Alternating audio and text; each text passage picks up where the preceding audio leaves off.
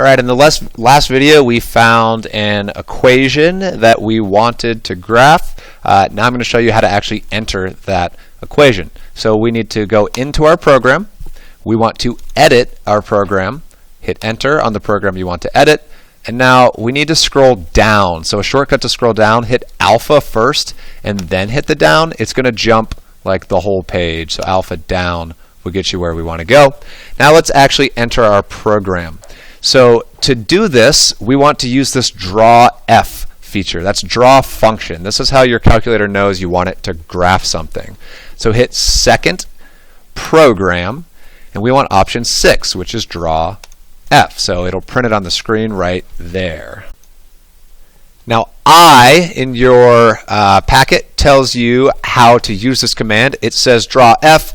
In parentheses, put your equation. So we need to open a set of parentheses, and we need to type that equation that we found in the previous video, which was 44 plus the square root of 13 squared minus parentheses x minus 35, close the parentheses, square it. Now you need to match up your parentheses. Notice that this parenthesis here matches with that parenthesis. That's closed. But then I have an open parenthesis here from that square root that I now need to close. So now the square root is closed.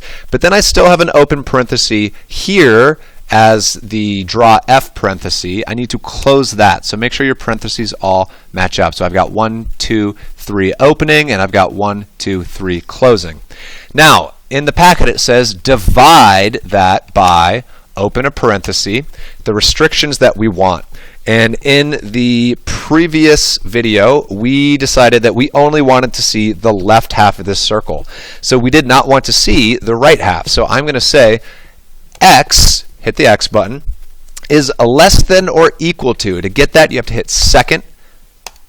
Math gets you the test stuff. I want less than or equal to is option 6. I want x is less than or equal to 35 is the x value we found. And then close your parenthesis, hit enter, and that should be what we want.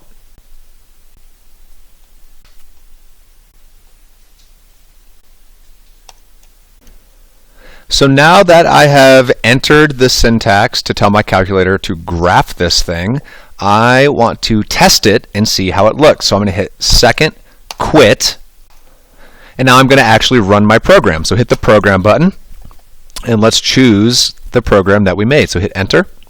Hit enter again. It's going to adjust your window, and then it's going to show the actual graph that we've just done. So notice, since I did that inequality in the bottom, it does not graph the right half of that circle. Now that I'm satisfied with how my graph turned out, I'm going to enter this into my equation chart. So that is my graph 1, and it was a circle, so I'm going to put a 1c there. Equation in standard form is the first equation we came up with, x minus 35 squared plus y minus 44 squared equals 13 squared. It's kind of tight. Do your best to fit it in there. Equation in calculator form, y equals, was what I graphed, which was 44 plus the square root of 13 squared minus x minus 35 squared. I closed that square root, and that is all I had right there. Restrictions were the domain restrictions, and how did we restrict it? We said x is less than or equal to 35. And now that I have that there on my graph, I want to indicate that this line that I've just shown is 1c. That is my first circle. So in the next video, we'll look at connecting this to a second shape. Hopefully this is going okay for you so far.